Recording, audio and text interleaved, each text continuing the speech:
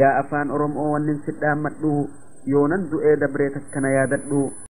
dhiiga dalagaa hajji irraa waa dhiisu'uun namarratti wajabu akkaatan itti baasan siif dabree jira.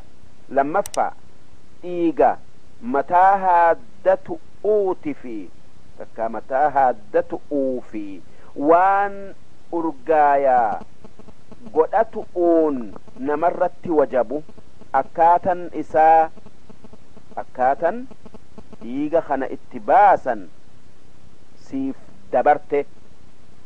sadaffaa dhiiga hajji irraa dhoowwamu'uun namarratti wajabu akkaatan isa itti baasanis siif dabre.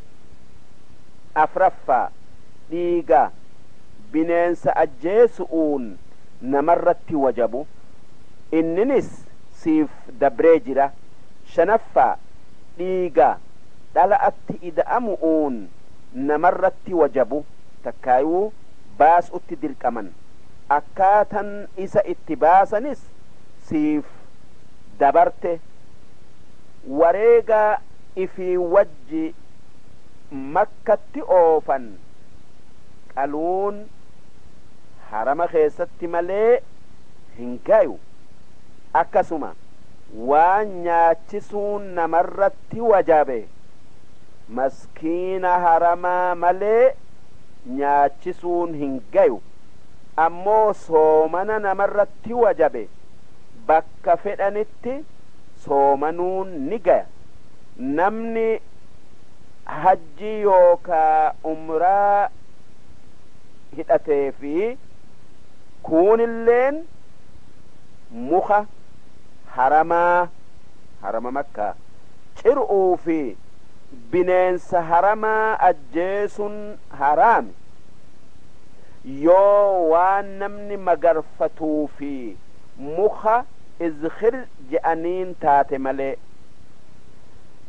namni muka harama makkaa muka haramaa mure ni yakkam. yoo muka guddaa taate gaalan yoo xiqqaa taate horiidhan yoo mayra taate gatii isaatin. bineensa madiina'aa ajjeesun ni dhoowwama haa tayuu hin kafalamu. akkasuma muka madiina'aa muruun hin gayu. qawlii tokkotti mukaa fi bineensi madiina'aa ni kafalamu. wanni kafalamuun wanni isarra jiru huccuu tayuu waan biraa tayuu irraa mulqamu waan owr'an sattaratu yoo taate malee.